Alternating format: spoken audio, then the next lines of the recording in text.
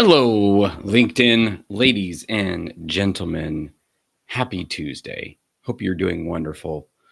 It is a beautiful spring day here in the Pacific Northwest, and so glad to be here with you. Easy for me to say, for another edition of Lean Coaching for Lean Coaches. And man, I'm excited about today's guest. It's going to be a good one. Right now, we're working on some technical issues. As you know, sometimes these things pop up. So appreciate your patience as we are doing that. So if you'll give us just a couple minutes, I'm going to step away and we will be right back and have some goodness, some coaching goodness. Here in just a few minutes. So thanks again for your patience. And I'll put on all the music while we give ourselves just a moment to get all of the tech issues together. So thanks so much for your patience. Appreciate it.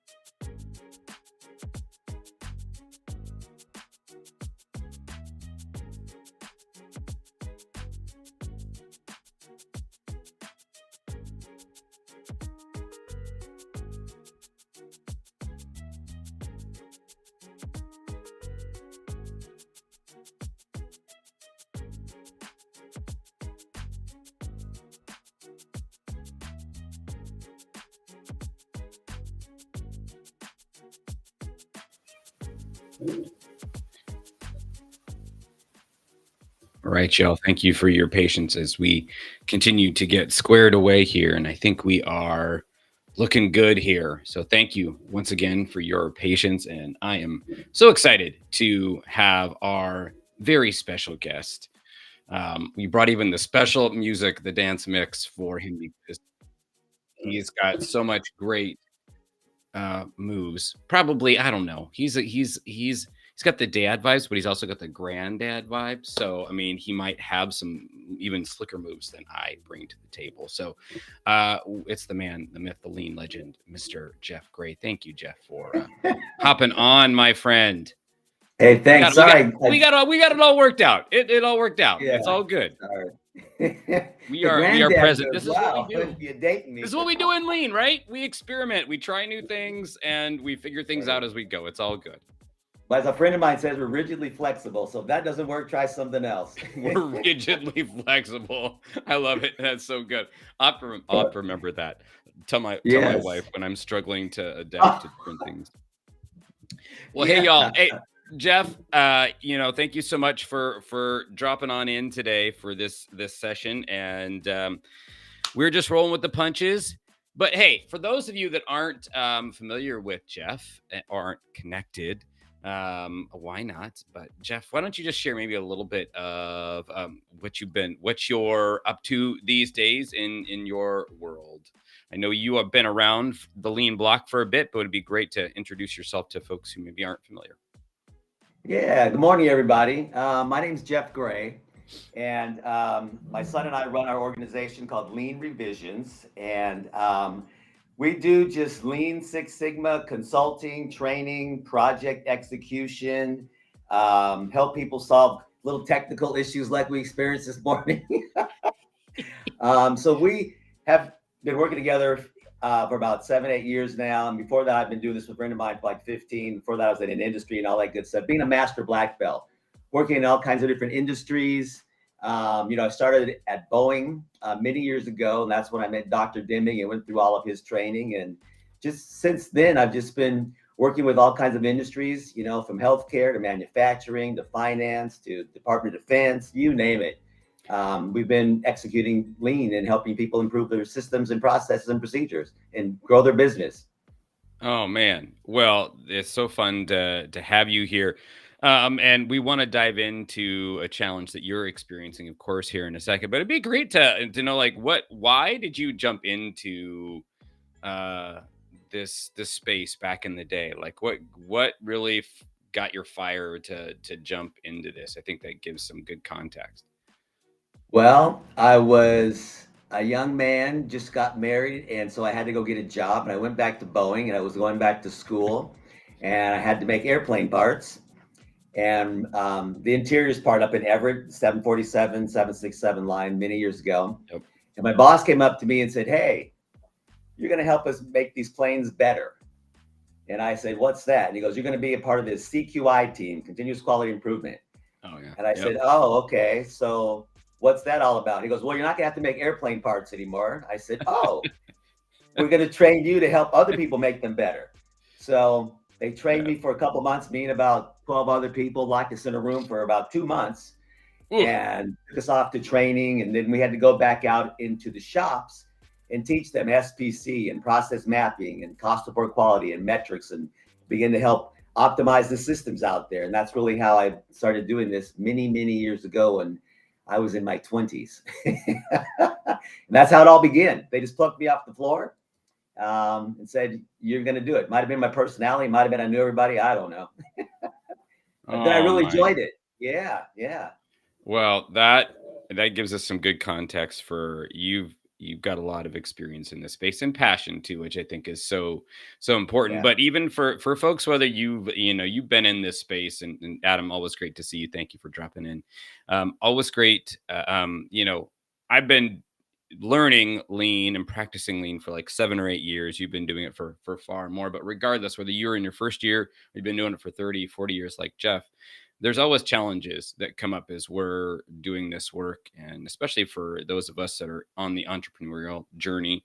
um, there's bumps in the road, and so I'm just wondering for you, what's been on your mind lately as you've been kind of, I mean, you've been, like you said, you've been doing it 7, 8 years here.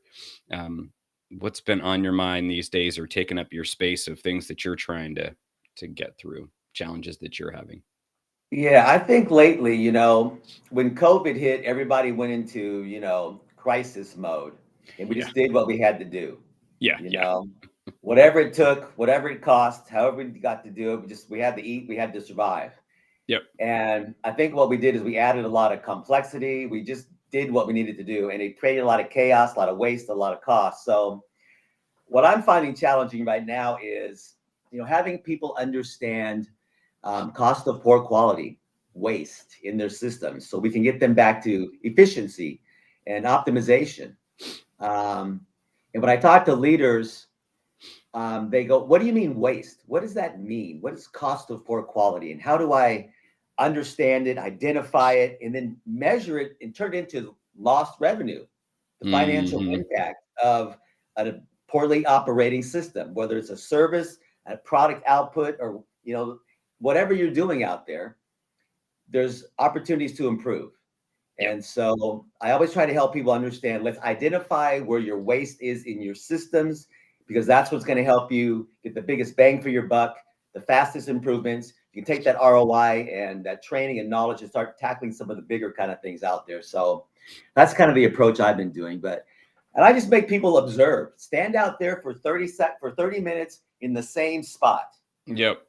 And just on a piece of paper, just observe what's going on. Yeah. You know, what are people doing? Where are they going to get things? How are they moving? What are customers' faces looking like? What are the workforce? You know, that's data. That's an assessment. It's a discovery of what's happening, you know, and then turn all that into what's happening and what is it costing you? What are the problems? What are the issues? Yep. And, you know, how's it impacting the organization? So, and it's fun when you get 10 people back in the room and say, what did you all see? They all see different things. Yeah. That's the beauty of it. That's the beauty of it when you have all those people.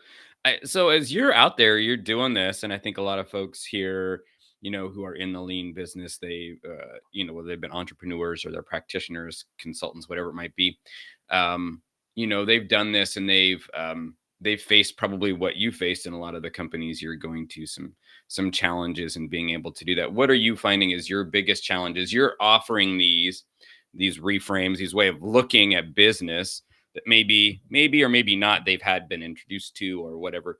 But what is the challenge for you in this? Because clearly you know your stuff. Like, it's not a matter for you of the, like, I don't know the material. You clearly can present it. You're very energetic. You care. You know how to communicate it in a very easy way. I've been to a presentation of yours before, so I understand that. Know that. Right. What are you finding as the challenges you're going out to these different businesses and sharing these things that you're passionate about? Like, what's the challenge? I think a lot of people think that what we do is going to be something bigger, more on their plate. You know, oh, you have to do something else to do something better. No, what you do is you do something better and you eliminate all that other stuff. And they don't get it until they experience it and they see it. And so what I like to do is let's get leadership out there for 30 minutes or for, 4 hours on the line doing the work. Yeah. Let them see it and feel it. And then when we say, now, what do you think can be better? And they go and change something. Now do that again for the next 30 minutes. Just like a simulation on the Kaizen, when you do a Kaizen event in the room there. And then they see it, they go, wait a minute, that simple change did what? Why were we doing this before? And then they start to get it. And then, that's the thing that I like to do. If I'm having resistance or, oh man, I don't have time for that. No, you're managing chaos. That's why you don't have time to go through anything. So experience it. And then that's when people start thinking, wow, I can do this better, and listen to your people. It's that change. It's the fear. It's the unknowing. It's all of those things. And that's when it's the beauty of it is when the leadership goes, okay, team, now I get it. We're going this direction, Yeah. I mean, that's when it's really cool when you have people that come in and they see that and then they dive in, and especially like if it's a leader that they're really taking that in. So what are you like experiencing? Because I know, like all of us, we have challenges when we go out and we offer this. We know that it can be helpful. But we also recognize that it's value to the customer, right? They have to, it's a pull, not a push, right? They have to you can say, hey, this is amazing. Look at this. It's great. But if they're not seeing the value, then it doesn't matter. So what are you trying to overcome right now in your business and your work that's just frustrating for you? Yeah. When someone comes to us and says, hey, I need to do this, this, or this, and we take a look at what they're doing and we say, yeah, you need to do some of that, but you also need to do some of this first, and they're like, no, we want to do this, but you can't do this until you got to clean this stuff up over here. Right. It's going to take a little time, it's going to take a little money, it's going to take a little effort, but once you do that, it's going to flow through much easier. So listen and understand the whole system that you're trying to improve. And so we're playing whack-a-mole in a lot of our processes. You're right. So true. Where's the biggest pain today? Bam, let's take care of that. Oops, it popped up over here. And so we're living in the chaos. And so having the outside eyes come in is really helpful. and sharing these experiences, the questions you're asking me, and sitting down with leadership. You know, you have to sit down with the C-suite and the Yeah. middle managers and get them all together. Forget the personalities, all the problems. Focus together as a team for the ideal final result, as we call it, the target. Yes. And let's put our map together. It's going to be different in every organization, but you have to get your front line, your midline, your top line all thinking together and working together for the common goal. And it takes time. The bigger the organization, you know, the Yeah. longer it's going to take. Can be done in silos, you know. Yeah. Yeah. And Adam's saying, you know, leadership struggles to see forest for the tree sometimes, which makes sense. Yeah, that I totally. Yeah, and they're also thinking of dollars. When you go in and you talk to the finance people, hey, our team's going to come in here and cost you X, and they're going, that's not in the budget. Yeah, but you just lost that much yesterday when that issue happened. Yeah. Yeah, it's looking at it that way is super helpful, I think. When you're like, well, you want to continue to lose this amount of stuff. So Yeah. what sort of things, like when you're going through these processes with you know, leaders, finance, those kind of things, like what sorts of things are you trying? What's not working right now for you in this? Like with that process, what are you Yeah. finding is your biggest pain point for you in that? I think the biggest pain point is them to understand how to turn that chaos into the financial impact and understand what that means to them. Yeah. Because I'm there. Remember Tom Cruise, help me help you. Show me the money, you know. That's what I'm trying to do. You know, but I need your help so I can help you. Oh my gosh. I mean, that's the same thing. So helping them understand, you know, if they're standing next to me and I'm saying, how are you measuring this? How much is this Yeah. costing you? And they're going, what do you mean costing me? Well, if they don't do this on time, then it's overtime, right? And then you're impacting your workforce and it's snowballing. And then they go, yeah, well, if we didn't do it this way, or we had an and-on system and stopped and fixed it, I wouldn't have this bleeding money. And then they have to see it, they have to feel it because they're so far removed a lot of times. And yeah, I've walked into organizations. I've had all the C-suite work on the line for an hour or two, from the That's cool. finance to the sales to the CEO, CFO, and then they see, wow, okay, Yeah. we own it. We need to change it because leadership owns it. They set up the Yeah. systems. That's so powerful. Like, that's great that you have leadership, senior leadership coming in and doing that, and not just to patronize, because I think that No, people will sense that, like, right off the bat. Like, those are the people that are on the front line will smell that from a mile away. It's like, okay, you're just doing it to look good, like for the right. look, the checkbox, all the things, versus when they come in and they're like genuinely present and asking questions and doing the thing. I can only imagine that makes such a Yeah, massive impact. yeah. Yeah, go One of the ahead. things we do too is when we first go in, leadership has opening meeting. They tell them why we're here, what we're going to do. There's some pre-work information they send out so people know we're going to be asking questions. We're not there to monitor their performance. We're there to look at the system. We want to Yeah. ask them about the system, how it's performing, what their ideas are. And if you don't have leadership, you can't just go, hey, we have a lean department, go to those guys. No, you Right. have to be, Doesn't work. yeah, Jeff's the lean guy. Go tell him. That's not how it works. Yeah. And it's funny. Some get it right away. Some already have it. They've from other Yes. organizations, and they Yep. know what they're trying to do. And it's a culture. It's all of those inputs. Just like when you do a SciPop, what are all the Yeah. inputs? Yeah. And we have to figure out what they are, and then how they're going to all work together, and what's that output that we're trying to accomplish. Yeah, Just a few inputs. yeah, just a few. So, as you're like, I can imagine, like, for you as a entrepreneur, as a business person, that can be frustrating, right? You're wanting to help them, and some of them are getting it, some of them are not.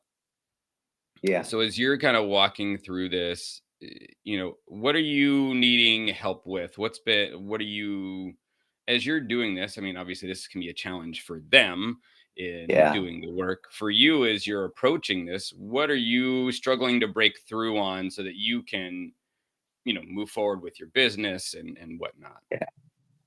I think people need to understand that this is not something that's on top of what they're already doing. Yeah, It yeah, simplifies, it optimizes. And I think a lot of our messages when we're like even the slide behind me, the 8 waste, people go, yeah, what is that? Their brains explode. So I have to say, think about it. This is why I want you to work in there for just 30 minutes and see what's going on. I Googled this morning, what is waste? You Google waste, there's like 20 different definitions of waste. One's at on, your least. garbage.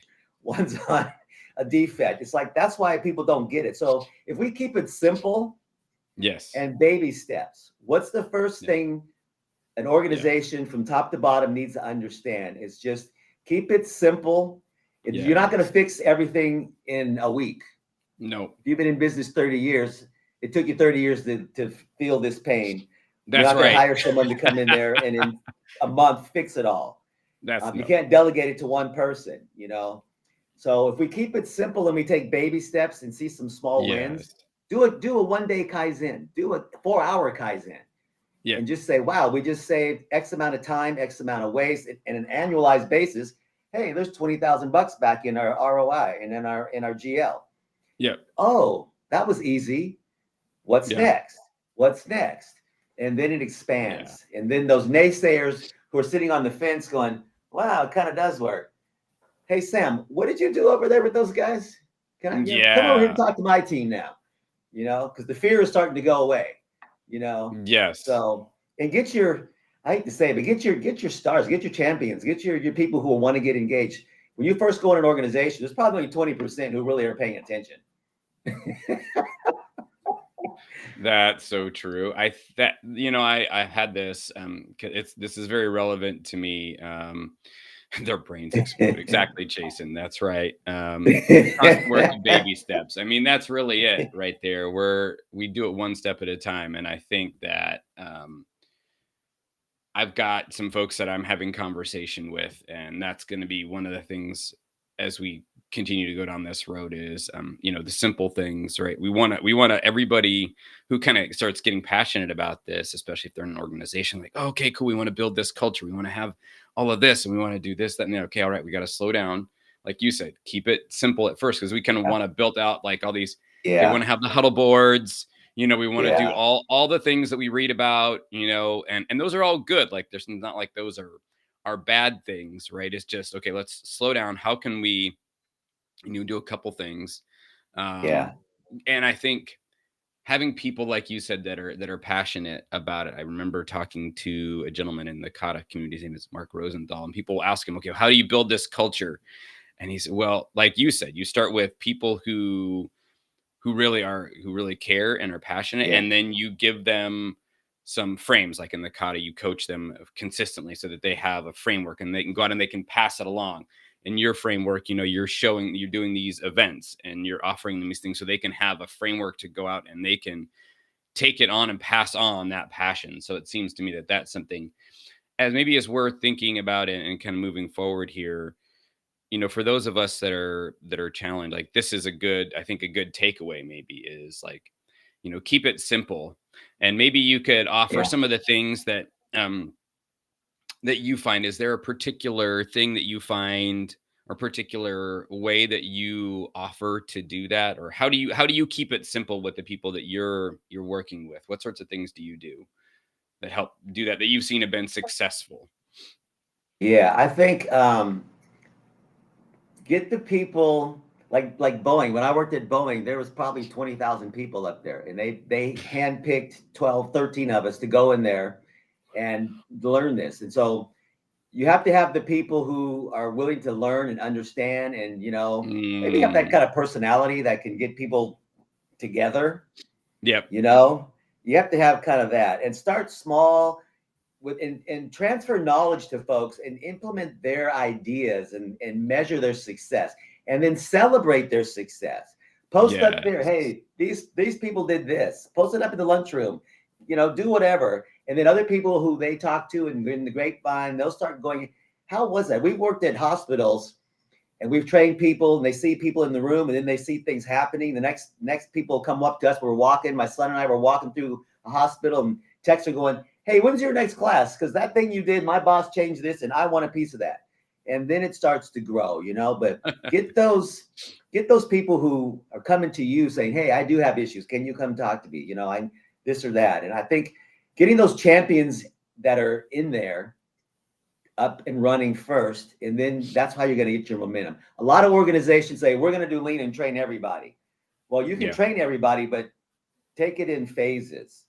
Start Yeah, seeing some success, and eventually it'll, you know, grow and take heed and stuff. So I think that's my main problem. I get these companies saying we have all these things, and I'm thinking enterprise solutions, and we're going to do a year. It's going to take this, and management goes, their heads explode again. You know? yeah. So my son goes, Dad, just take it step at a time. It's little pieces, and then yes, get that 'cause I think momentum. So we want, because we are so passionate about it. Like we yeah, want that for them. Like especially if they're passionate, then we come in and then we have to almost slow ourselves down. We have to like put the yeah, brake on ourselves. Okay, remind yourself.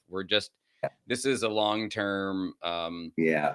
a thing. I was having a conversation with a colleague, and we're working on a potential opportunity with the company. She was having to remind me, okay, this is like a long-term relationship. So this like first thing we're doing It here is is. like, and I was like, oh, so it's like, this is like the first date, right? You're not like proposing on the first date. And you're like, yes, you see like, oh, this Right. is a really cool, like this has a lot of potential, but you're not Yeah. like that one, insurance commercial where you're getting down on your knee and oh no, I'm tying my shoe. No, we're not doing that on the first date, right? We're just trying to get to know each other. We're Right. trying to see that there's like some meaning and connection and something that's Yeah.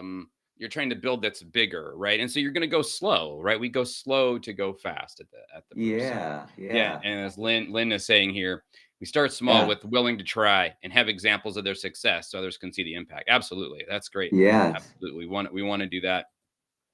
And Yes. then I'm reading some of these. Ron Yeah. saying use the baseball analogy, hit some singles first, right? Yeah, you can't score runs just based on strategy, right? You have to actually step up and then get one hit, right? And Yeah.